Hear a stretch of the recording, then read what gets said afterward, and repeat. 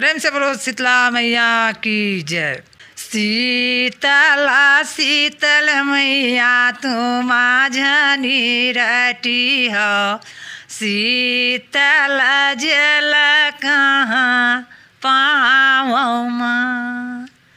शीतला शीतल मैया तू माझ्या निरटी हो, शीतल जल कहाँ पावौ माँ।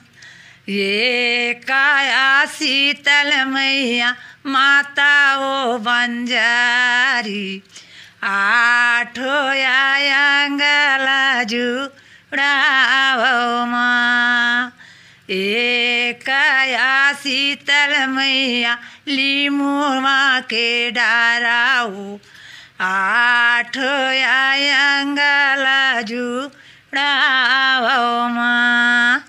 शीतला शीतल मैया तू माझ्या निरटी हो, शीतल जल